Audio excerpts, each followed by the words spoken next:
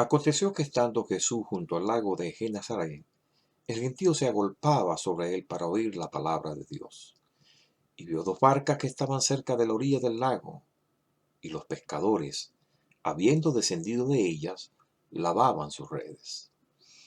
Y entrando en una de aquellas barcas, la cual era de Simón, le rogó que le apartase de tierra un poco, y sentándose, enseñaba desde la barca a la multitud. Cuando terminó de hablar, dijo a Simón: boga mar adentro y echad vuestras redes para pescar. Respondiendo Simón le dijo: Maestro, toda la noche hemos estado trabajando y nada hemos pescado, mas en tu palabra echaré la red. Y habiéndolo hecho, encerraron gran cantidad de peces y su red se rompía. Entonces hicieron señas a los compañeros que estaban en la otra barca para que viniesen a ayudarles. Y vinieron y llenaron ambas barcas, de tal manera que se hundían. Viendo esto, Simón Pedro cayó de rodillas ante Jesús, diciendo: apártate de mí, Señor, porque soy hombre pecador. Porque por la pesca que habían hecho, el temor se había apoderado de él y de todos los que estaban con él.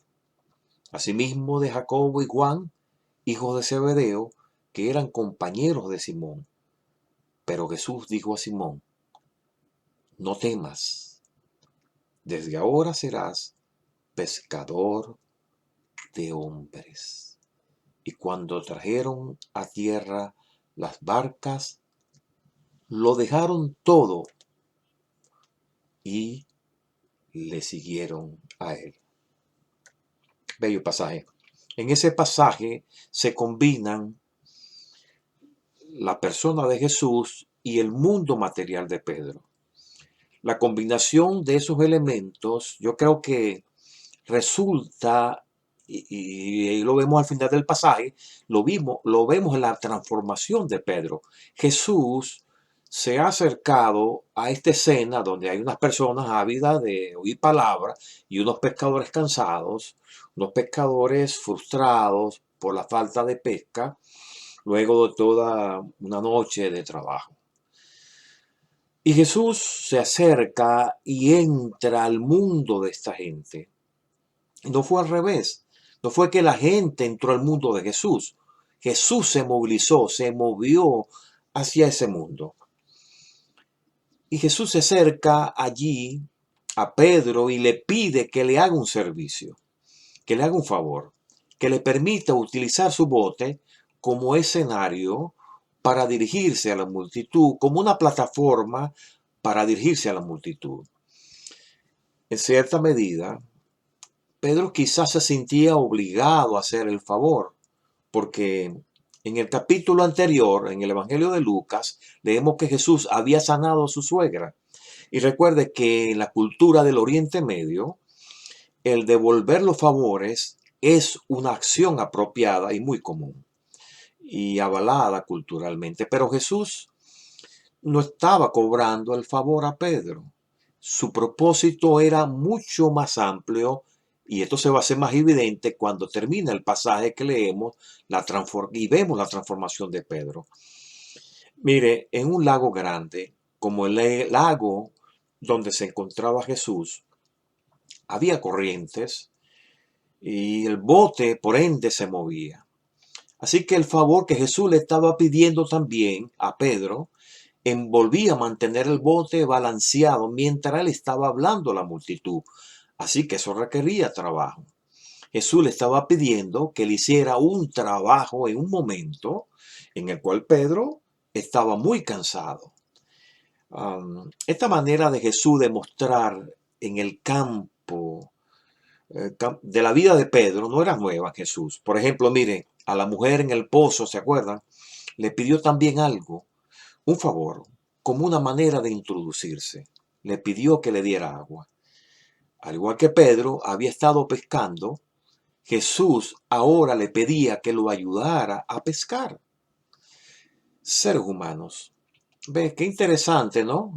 Pedro viene de pescar peces y Jesús le va a pedir al final que se dedica a pescar seres humanos vivos, seres humanos en necesidad.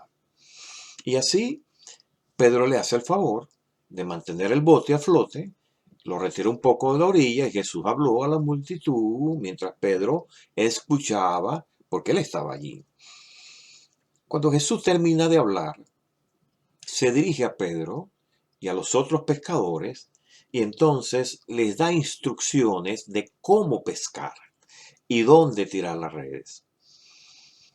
Pedro recibe la orden de Jesús con alguna tensión y no es para menos, porque se queja de que está cansado, como quien dice, mira, yo sé lo que estoy haciendo, yo estuve toda la noche tratando de pescar, tirando las redes, estoy cansado y no he pescado nada, estoy enfermo y tú me vas a decir a mí, o sea, entiende, hay una tensión ahí.